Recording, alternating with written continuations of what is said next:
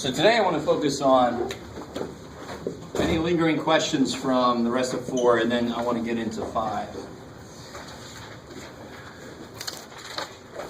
So are there, we did the binomial distribution, right?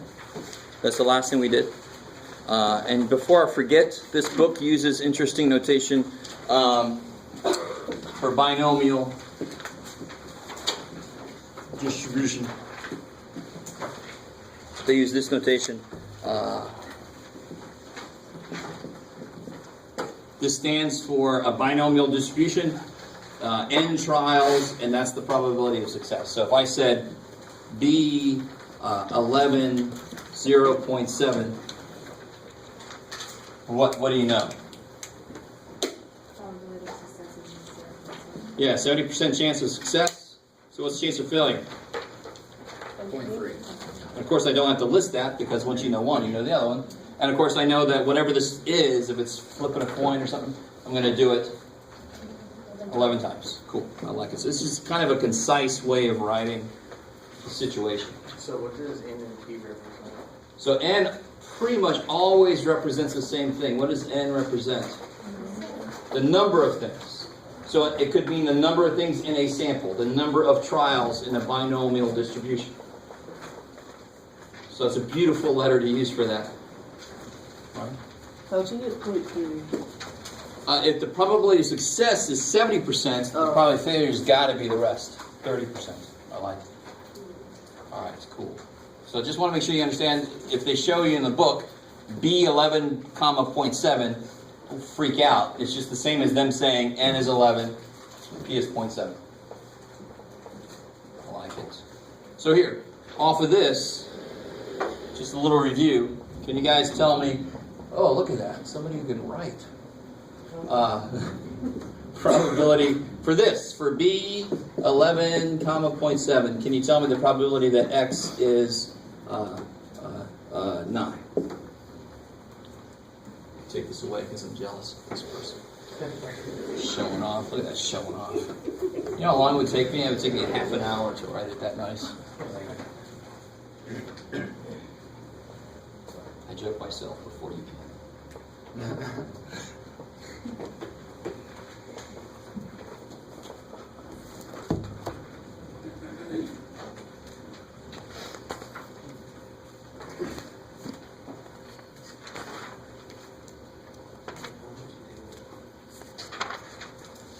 What's the formula for this?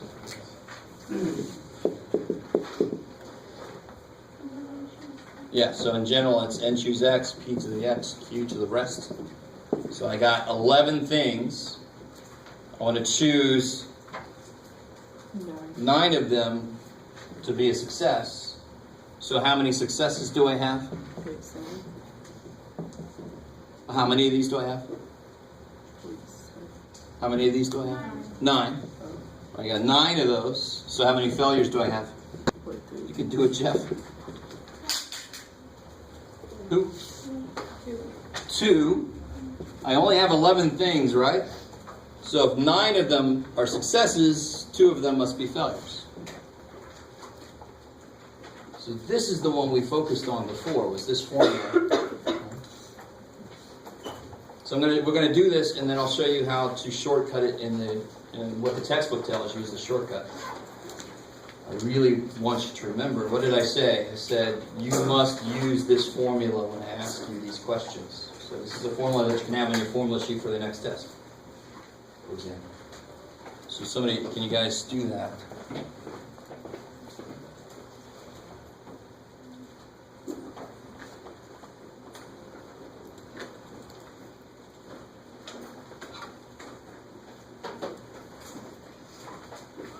Got it. So you have 11, and I want to math PRB choose 9 of them. So I got 9 of these, and I've got 2 of those. Schmeck. Is that what you guys got? 1998, that was a good year. What is this? 15, 17. Anybody born in 1998? All right, put your hand in. All right. I remember being amazed. In 98, that's when I started teaching. I remember being amazed. I was like, holy shit, my students, some of them were born in 1980. Wow. And now I'm like, yeah. Now people are born. Sorry. It just, you let time go, and that's the way it works. All right, so here's the shortcut. And it's not that big of a shortcut, because that really didn't take that long to write. Right? So the shortcut kind of comes off of this. It's interesting. So what the calculator needs to be told is not just N and P. What actually got me able to figure this out? This told me N and P, but what's the other thing I needed to know? X, the number of successes. So now watch this. So somebody help me out. What's above B and P? What's that? Binomial what? What kind of thing is this we're talking about? This is a probability distribution. So on the calculator, do you see above vars? Do you see how it has DISTR? I didn't bring any with me, so if you're near somebody with a calculator, you can look on. So you get second vars. Look at that normal probability. Look at all the stuff we don't even know yet. There's chi-squared. Oh shit. But if you hit the up arrow, this is related to that section that I made extra credit just now. And this is related to a further section, right? Fish probability. Poisson. So, let me ask you this. In this question, do I want a particular value of successes or a cumulative, like from 0 up to something? Particular. So which one do you think I want? Binomial PDF or binomial CDF? It's amazing how much sense it makes. You need and this is all on that calculator Bible that's up on the website. I tell you exactly how to use this stuff. So if I select this one, I just have to tell it N, P, X. I got to tell it everything I would need to know to be able to do it. So we tell it L. Where'd that come from? N. Oh, because it's 11. Comma's right above 7, so that's why you have punctuation in your calculator. So I tell it N, P, X. So the number of times, the probability of success, and how many successes you want. There you go, same damn thing. Just about one little change there, bam, bam, bam, bam.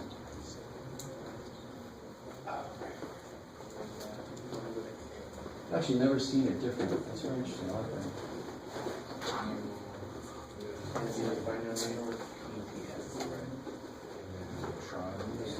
Oh yeah, that's right. If you have a newer, you have an old one, right? Yeah. So they do binomial PDF. Yeah.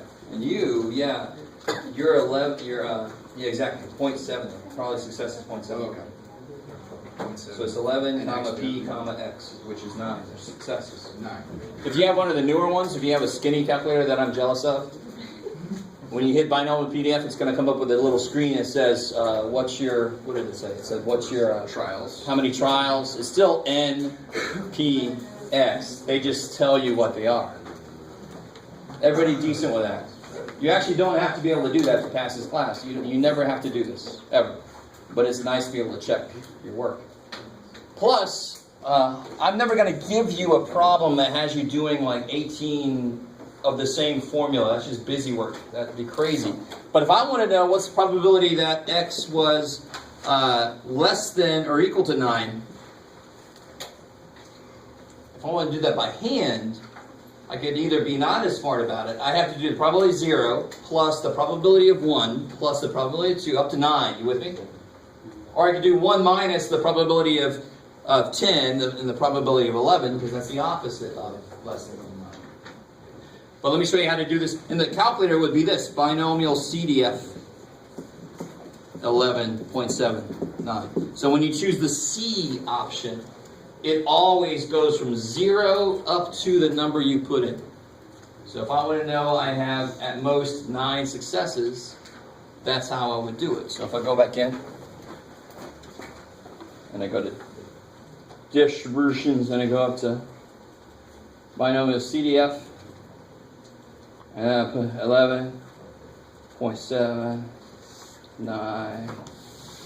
There. So that's adding up all the probabilities from 0 up to 9. So that's the probability it'll happen, that I'll get at most 9 of whatever this is. All right, how are we doing so far? Is that cool? And again, you don't have to know how to do that. It's there if you want to. All right? Okay. Yes, sir. How come we don't plug in 0.3? Because the calculator doesn't need it. Did this have to tell me 0.3? We figured it out because it's just the rest, right? So I don't have to tell the calculator either. Thank God it costs enough money. It better be able to do 1 minus, right? So that's why you only need to tell it 3 things, because it can figure out the Q in its own. You're like, come on, calculator. That's what you live for, man. That's why we created you. All right, all right. So anything about that? Is that decent? All right, so chapter 4, we only go up to 4.3. 4.4 is now extra credit, so you don't have to do it if you don't want to. And it's actually, 4.4 is not that crazy of a section, so it's actually completely doable on your own. And you can get help from me if you want to come to my office, if you want to try it out. I really need to get into 5 and even 6. Oh. Here we go. And to do that, here's what I'm going to attempt to do. All right. So do me a favor. There is one side of this that looks like that. All right. All right. Don't look at that right now. That's for chapter 6. There's this side that looks a little more familiar. There's like a histogram there and so forth. That's the part we're going to work on right now.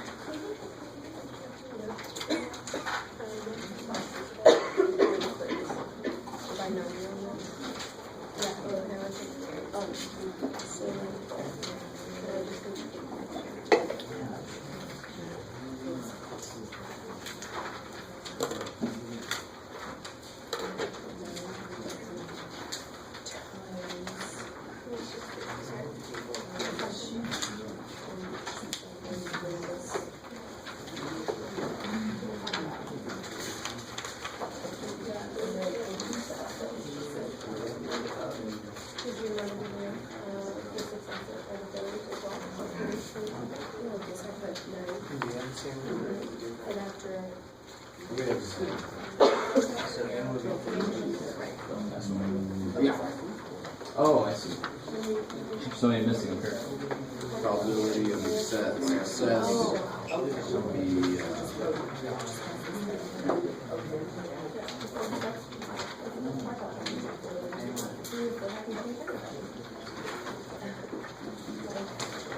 All right, guys. So take a minute. Right. If you want to look at some of this, go ahead. But I want to kind of do this with you. But the very first part, number 1 and number 2. Go ahead and try to do that work.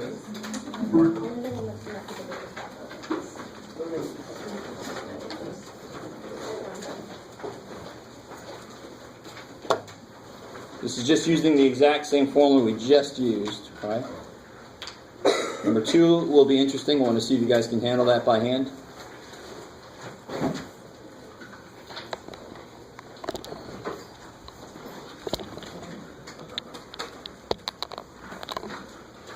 And trust me, I always hated it when my teacher would say, "Oh, I just want to see if you guys can handle it."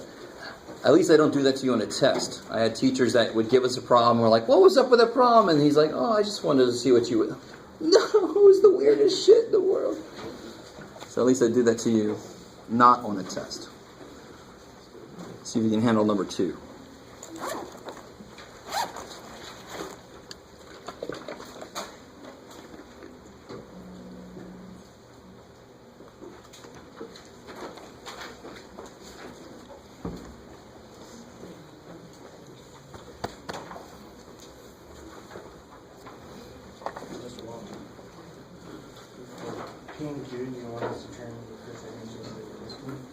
Yeah, math doesn't understand percentages.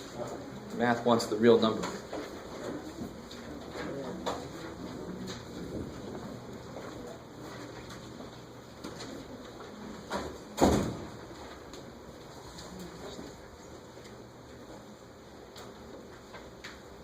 Are we still rounding to the third value or Fourth place. Fourth value.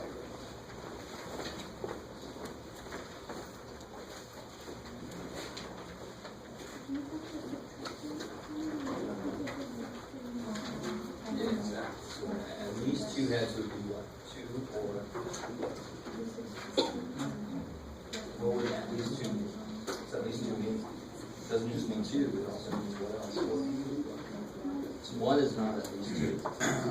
If you have to be at least 2 years old, so you have to do 2 up to 14. You have to do an equation for each one of those. The smarter thing is 1 minus the opposite. And what's the opposite of at least 2? What's the only things that leaves out? So what could happen? You could have 0 heads up to 14. So it's asking for 2 to 14. What's the only things that left out?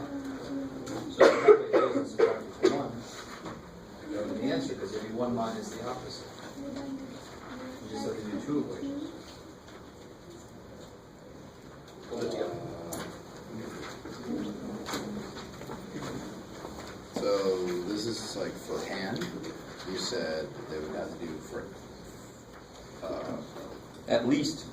So at least 2 means 2, or 3, or 4, or 5, or 6, or 7, or 8, 9, 10, 11, 12, 14. so we'd have to do x equals 2, 3. x equals 3, x equals 4. Okay.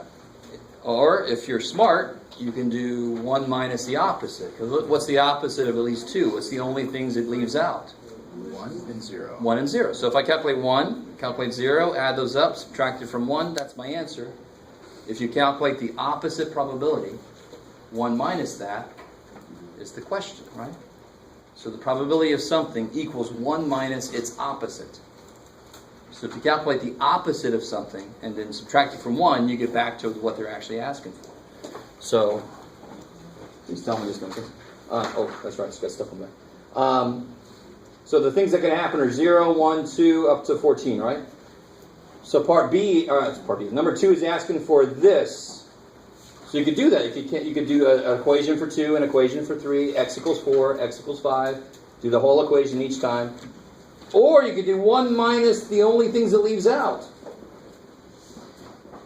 1 minus probably 0 or 1.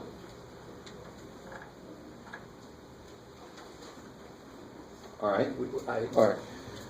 How else can I say that?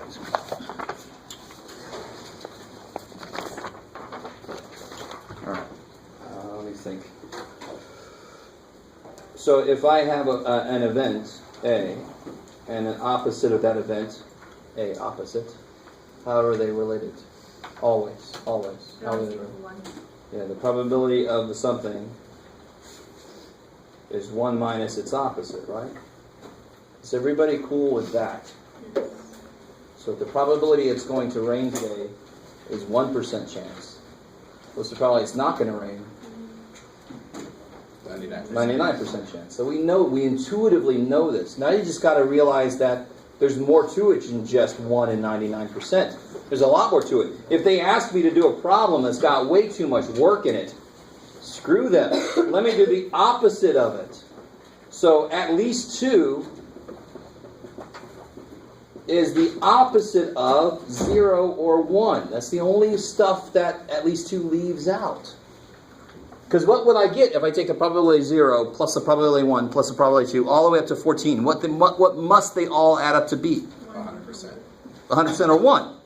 So if I want a chunk of it, it's equal to 1 minus the other chunk of it. Bam! Always, forever. So if I ask you a question that would involve a lot of freaking work, and you think the opposite of it's only got 1 or 2 things, hell yeah, I'm going to do the freaking opposite and then subtract from 1 because that's the answer. It's got to be, because they all have to add up to be 1. That's why this works. So some people, I think, you just don't trust you. Like, no, that's too nice. That's too good. Math isn't that nice. All right, so I got a few of you on board, and the rest of you are just hopeful that something will come. Let's see. Let's do the first one here first. So there's 14, right?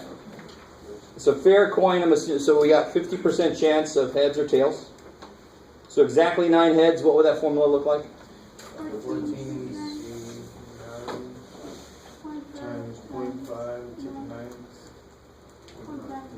Yeah, 0.5. Some of you guys might realize it'll always be 0.5 to the 14th, and that's cool if you do. If you don't, the formula is beautiful. It still works. All right.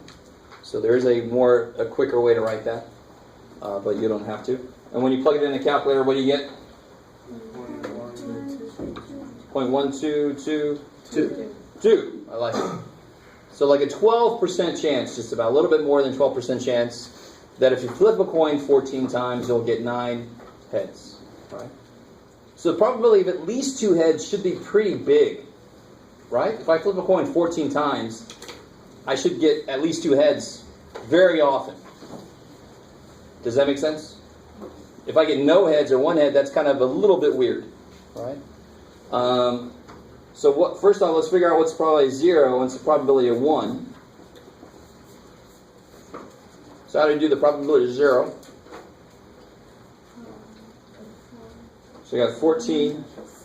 Choose none of them. So 0.5 to the 0, 0.5 to the 14. And 14, choose one of them. 0.5 to the first, 0.5 to the 13th. You stop there for a second. So why am I doing these? Because it's the opposite of what I asked for. And as long as you subtract your answer from 1, you'll actually be answering my question.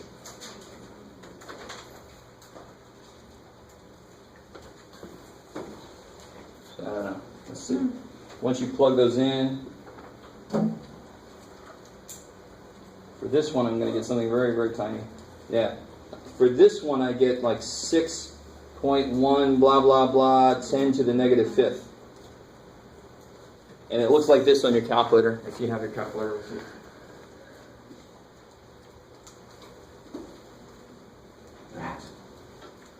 So be careful. Don't just write 6.1. Why is that bad? Because it's not 6.1. Well, even worse. It's more than 1. It's more than 1. Right? So I can allow you to get the wrong answer. But if you write 6, no, you never write 6. You cross through it and you say, I can't see why, but I know it shouldn't be 6, Jeff. Don't just write 6. I'm like, shit. It can't be that big. All right, so it's times 10 to the negative 5th. That's what that means. So it'd be like 6.1 times 10 to the Negative 5th. So then you move the decimal back 5 places. You have 4 zeros. 0.00061. Very tiny probability. It makes sense. If you flip a coin 14 times, you expect to get no heads very often? No, I expect to get some heads, right? So no heads should show up. That should happen very infrequently. And in fact, it happens really infrequently, right? Maybe. And then the other one. So guys, I don't know if you realize why I just did this.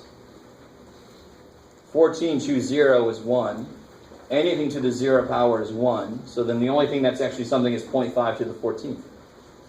So the other one is 14 choose 1.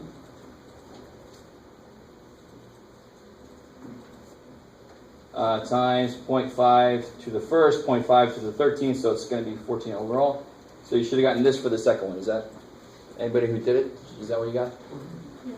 So 8.5 blah blah blah times 10 to the negative 4th.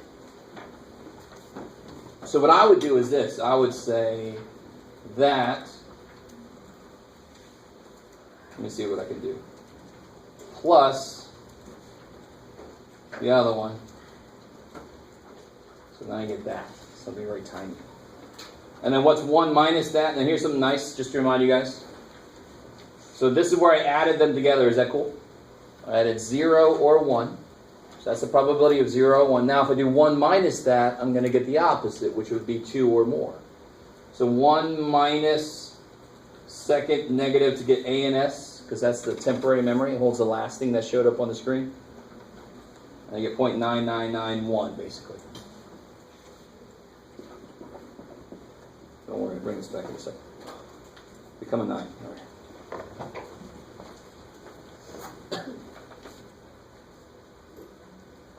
9991. So that jives with what we would expect. I would expect to get at least 2 heads. I should not get less than 2 heads very often. And there you go. That's what that says. Yes, ma'am. How did you add the 2 together? Well, actually, I just kind of put the expression in plus the expressions just so I didn't have to retype the whole freaking number, right? So if you do the formula for the probability 0 plus the formula for the probability 1, so you don't have to recopy all the decimals. Let the calculator do all the work for you. Yeah. All right. So that just got a little weird just because the numbers got gross. They won't always be that gross. What's more important is the process I use to get there. All right. So let's come down here. I give you a little bit of stuff. See here, I'm talking about the binomial PDF stuff. So So I just gave you a little bit of how to check your work from up here. I like it. So if you did this in the calculator, you should get the same answer we got. How about the mean? How do I get the mean? Oh, the number times the... Yeah, so what's n? 14. 14, and p is 0.5. And it only makes sense. If I flip a coin 14 times, you expect to get how many heads? 7. So thank God the math actually comes out with the number we knew was correct. Good job, math.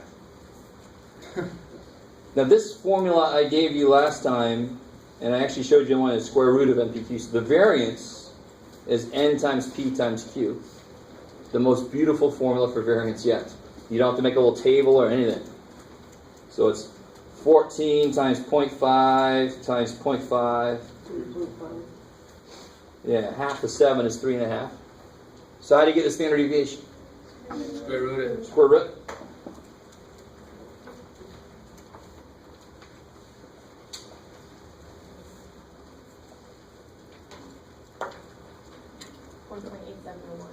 $1.871. 1.871. Oh, 08, sorry.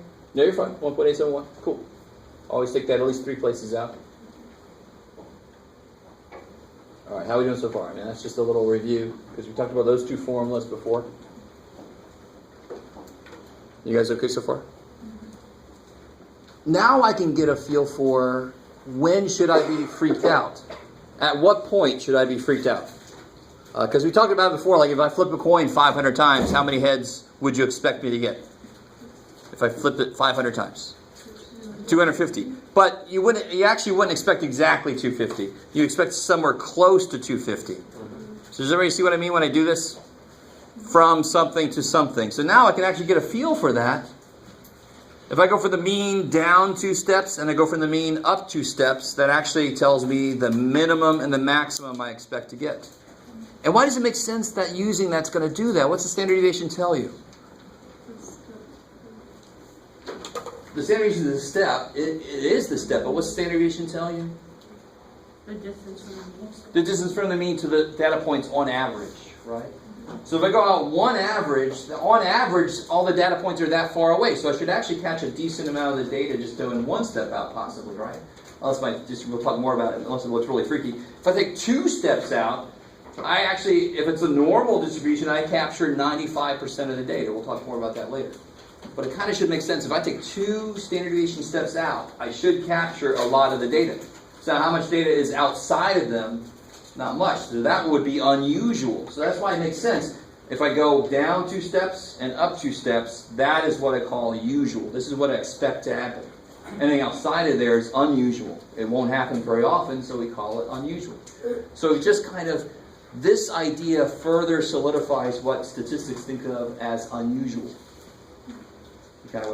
Unusual, of course, can vary from person to person, situation to situation. So later in the semester, we'll start to define unusual a little more specifically. But right now, 2 steps up and down, that's all we're going to, that makes good sense. And that's actually what's used most often.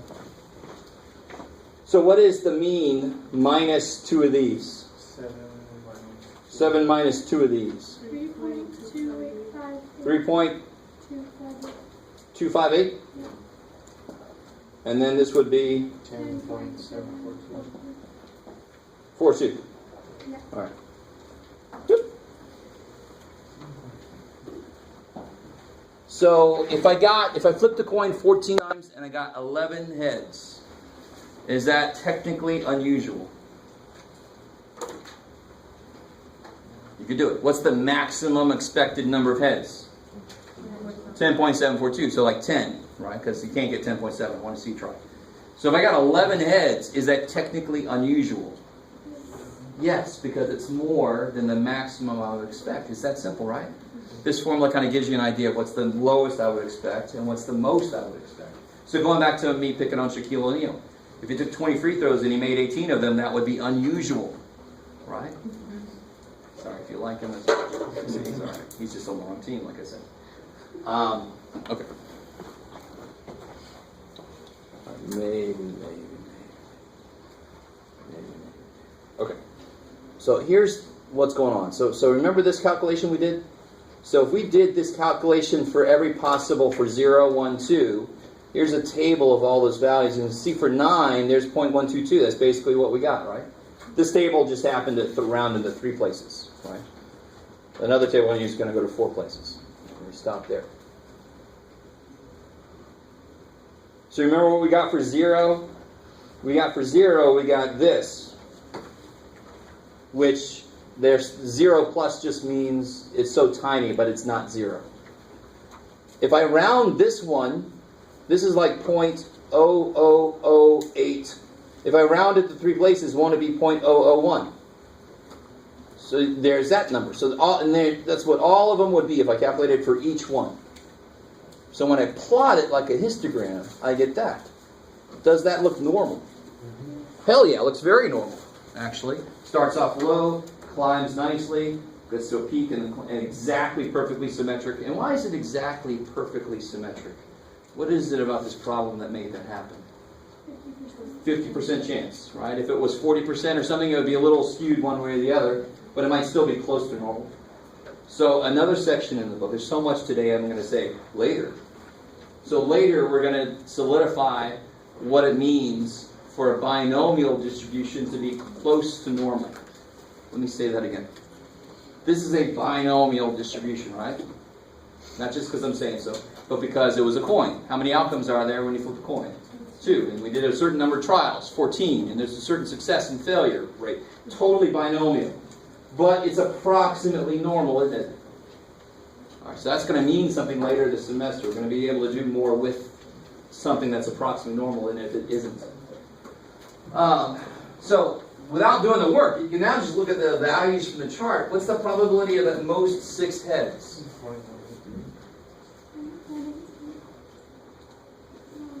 No. The probability exactly 6 heads would be 0.183. So it would be At most 6 heads. What's at most mean? add them all up. But what's at most mean? Does it mean 6, 7, 8, or does it mean 0 through 6? 0 through 6, right? And this is me explaining if at most people could be on the elevator and you got 6, you're not going to let the next one on then. No. I've seen those movies. All right, let's see. So, how would you get the probability of at most 6 heads then? Add them all up. And real quick, geometrically, oh, Jeff, man, come on. Let's stay with one field of math. Too bad. Geometrically, let me see if you guys understand what I'm about to say. This is how related to the shape. How wide is the bottom?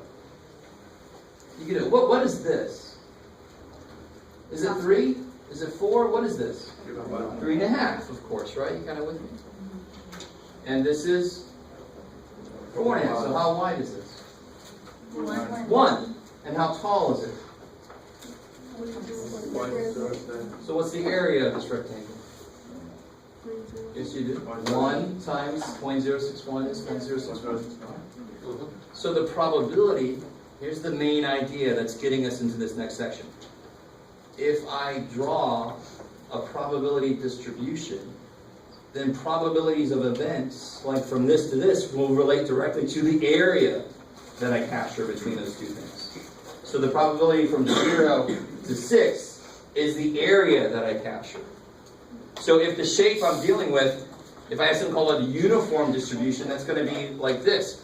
You're pointing the right way, that's right. Okay, good. And then areas are easy. It's just going to be little rectangles. I can find the area from this to this, and that's going to be the answer. We'll do one of those in a minute. But if I have what's wrong if I do a normal curve? Is there a geometric formula for that area? It's freaking curved, right? If it was a trapezoid, I could do that all day. Half the, it's a decapitated triangle. Half the sum of the bases times the height, blah, blah, blah. I don't know if you guys remember that. We won't, don't worry. We're not going to do trapezoidal distribution of probabilities. Right?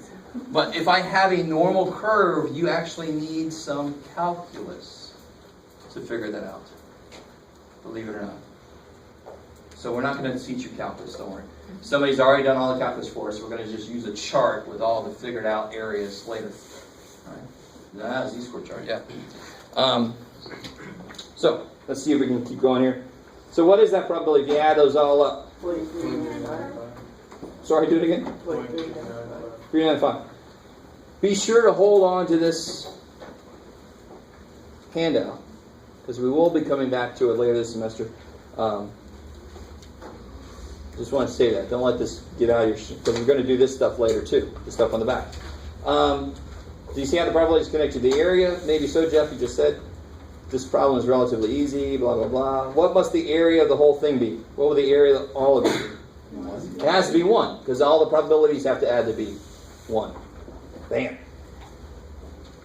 Uniform distribution looks like this. Why we call it uniform? Because it's uniformly distributed. Everybody gets the same thing. They're all wearing the same thing. And then normal distribution is got a bell curve shape. And that's where the z-score chart's going to come in handy later. All right. All right. So the point I'm trying to make, I'm going to make this a third time because it's huge. If I have a visual representation of a probability distribution, let me say that again. If I have a visual representation of a probability distribution, and I want to know the probability from something to something, like the probability somebody's from 2 to 4 years old, I just have to find the area between those two. That's the answer, right? So like if you think of a bullseye, not a bullseye, but you know, like a, what do you call it?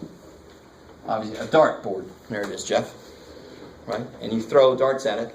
If you're not very good, and you only count the darts that actually hit the board, to get the probability that it would hit here, you would just need to know the area of that, right? And you would divide by the total area. Does that make sense? The probability that you hit right here, in that circle, would be the area of that circle divided by the total area of the whole thing. Well, what's really nice with these is the total area will always be 1. So don't even have to do that. Divided by 1 is the same thing. So then I would just, if the whole area of the circle is 1, then what's probably hitting here? It's equal to the area of that circle. That's awesome. Doesn't make physical sense. I hope it does. It's a nice visualization. Because how often, what percentage, if this area, let's say the area of the whole circle is 1. This area of the circle is 1. I guess you can see this too. So the area is 1. And let's say this area is 0.12. Then, and I just start throwing darts, you know, and I don't count the ones that fall into that. They're like they didn't even happen. You with me? So don't even bring that in. We only count the ones that hit the dartboard. What percentage of the darts should end up hitting here? 12% of them should end up hitting there. Hopefully it should just make sense. No? So like a meteorite striking the Earth. How much of the Earth is actually covered by water? By H2O. Yeah. So what's the likelihood of a meteorite hitting land? 30% chance. And then how much of that land actually has civilization on it? I don't know the percentage, but it's a smaller percentage. Do you guys see what I'm saying? So this is exactly related to that. The area actually relates to the probabilities. Maybe you're with me. Because meteorite's not going to go, I don't want to land. It should be a uniform distribution of probabilities of where it's going to hit. It's not going to go, no, I don't want to go to Alaska. Let me go somewhere. No. As far as I know, there's no sentient meteorites.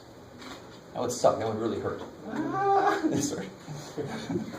I'll stop. I'm sorry. You're like, don't joke around when I don't know what the hell you're talking about. All right. I'm hopeful. So here, let me show you an example of a uniform distribution, because those are really, really, really nice. And let me see if you can get this first piece to this. So we're doing something like this.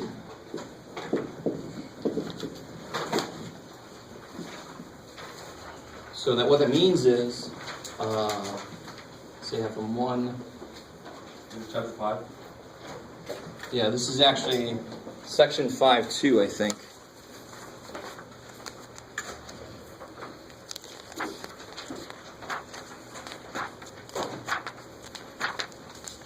Yeah, 5.2 talks about uniform distributions. 5.1 is a very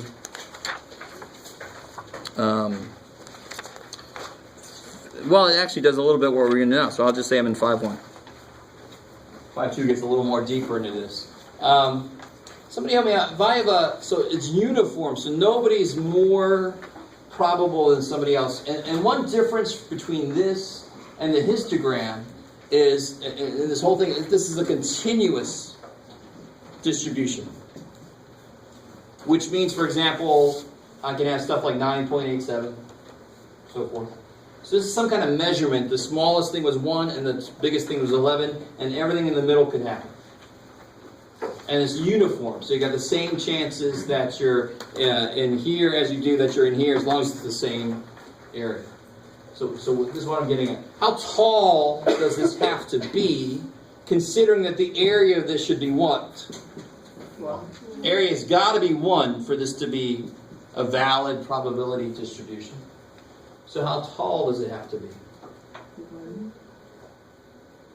How wide is it? It's 10 wide. 10 times what is 1? 10 times 10 is 100. 10 times what is 1? 1/10. So that's why, I don't know if you can see it on here, but this is 1 over b minus a. So this is a and this is b. This will always be 1 over b minus a. Because whatever distance this has to kill it, doesn't it? If it's 28, this has to be 1 over 28, so it kills it, makes it 1. Also, this is a probability. This is a probability. It has to be less than 1. Okay. I like it. Maybe. Okay, so here's a question. What's the probability that it's from 2 to 7?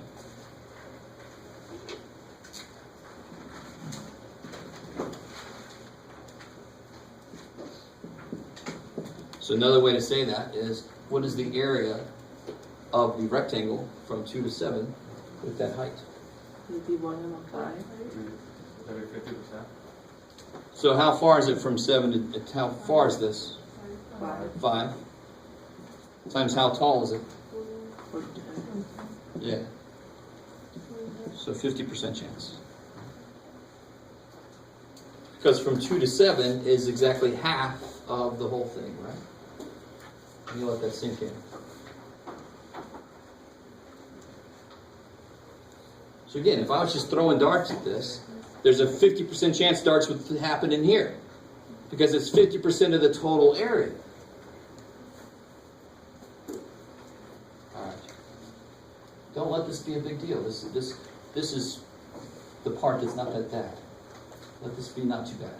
Realize it is supposed to be not that bad. I mean, anything I ask you then becomes hopefully easy. Even if I ask you, it's between 1.7 and 4.1.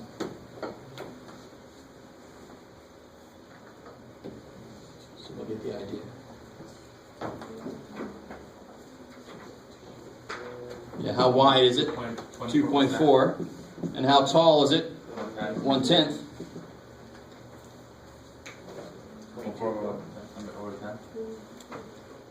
0.24. Right? When you divide by 10, you move the decimal back 1. 24% chance. All right, baby.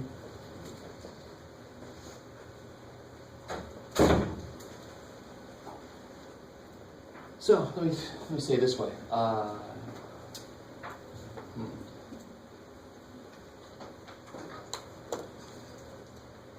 don't know how to say it. Sure. I was going to say something with rain falling and your house is so like that. I don't want to make it all freaky. It's nothing more than if you have more area, you have a higher chance of darts hitting in that area, right? So it's exactly equal to the area because the whole area is 1. Will the height always be 1/10? No. Why was the height 1/10 here? Because it was 10 wide. So if I had another uniform distribution, so it's always the same thing. The only thing that's going to change are the numbers. So if I went from 7 to 9, how tall is that?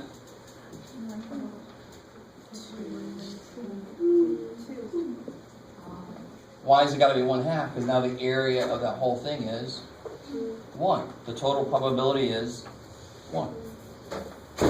So why does it make sense? What should the probability from 7 to 8 be? How much of the picture is that? Half. So the probability better be a half. If I just start throwing stuff blindly at it, half of them should show up in there. And sure enough, the work, if I do it, how wide is this? 1. Yeah, the width is 1 times the height is 1/2, and it's 1/2. It's a 50% chance that it'll happen between 7 and 8. Now here's something a little freaky. Probabilities, when it's visual, are all about areas. All about areas. So what is the probability? So this probability is between 7 and 8, right? What's the probability that it's exactly equal to 8? That is a weird question.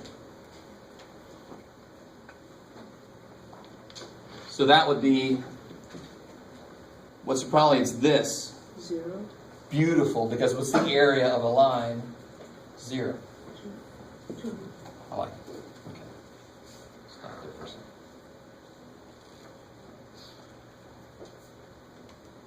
You guys love this. I know. It's not supposed to be hard. I'm not sure what I'm saying wrong here. You're making it hard. I'm sorry. It's normally my job, but I'm actually trying not to do that. I don't know what else to say. That's all there is to it. That's all I can say about it. Why is this? Because it's all about area, and the area of a line is 0. If that was not 0, how many numbers are actually in here? Million. 2. How many numbers are there between 7 and 9? Million. No, how many numbers? Not whole numbers. How many numbers? Infinity. There's an infinite number of numbers. Think of one, and then think of the one next to that. 7.1, 7.01, 7.001. There's an infinite number of numbers between any two numbers you tell me. Tell me any two numbers. There's an infinite number of numbers between them.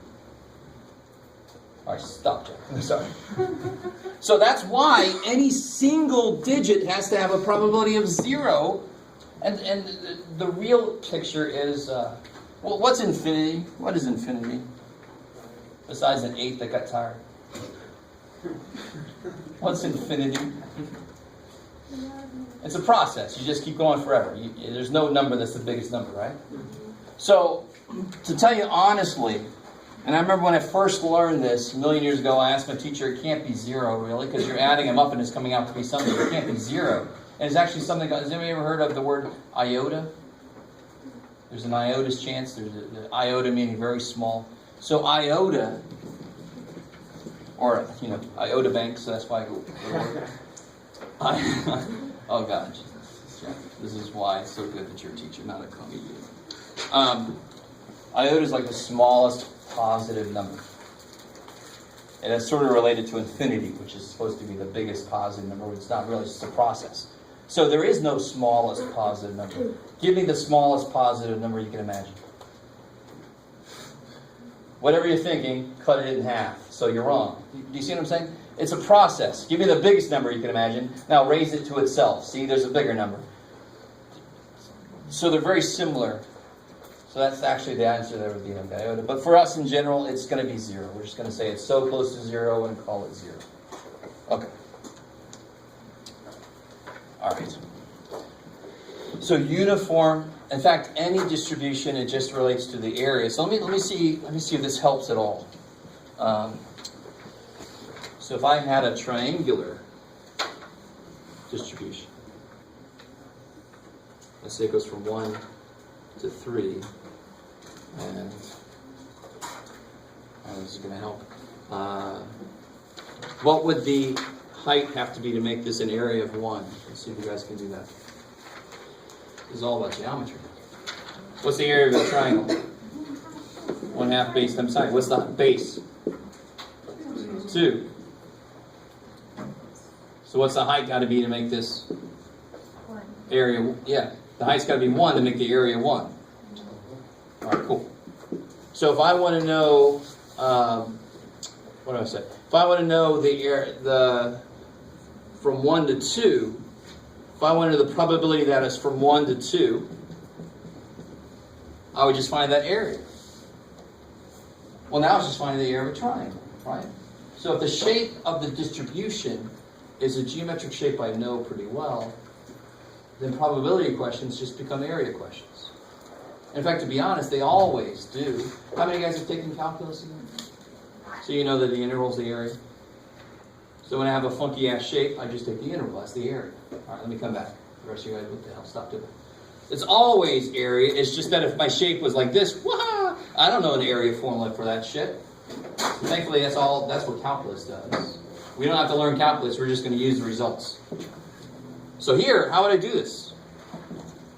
What's the base of this triangle? 1.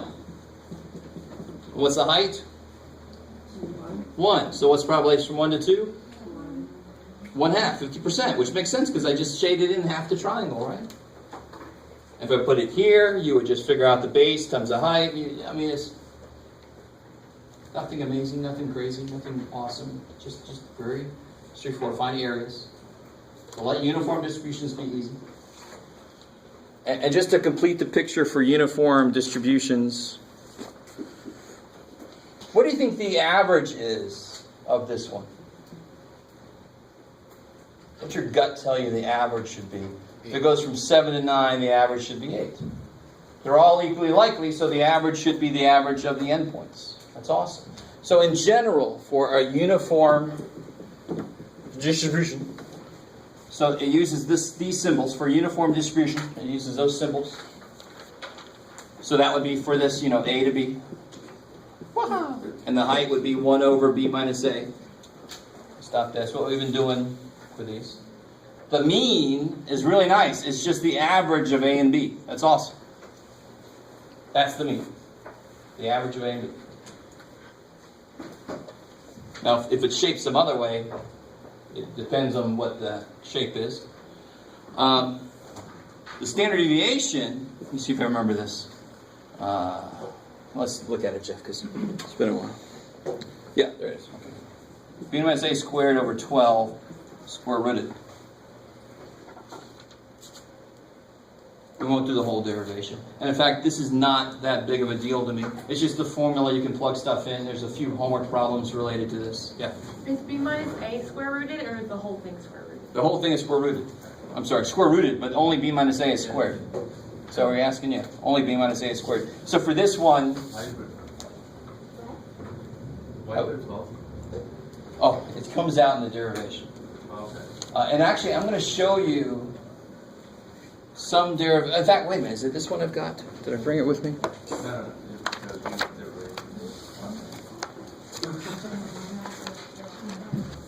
Did I bring it with me? Yes. Here we go. You ready? All right, now. I printed this out. It's so awesome that you asked that question.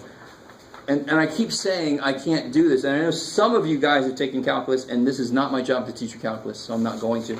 But I just want to show you. And for those of you who are taking calculus, you can see where some of this is coming from. I'm going to show you the derivation for that formula. You don't have any responsibility for it. You with me? Some of you guys are like, why are you going to show it to me then? Because I want to. Nah. If you don't want to, you can get your own class. This is my class. So the variance, one way to look at it is, it's expected value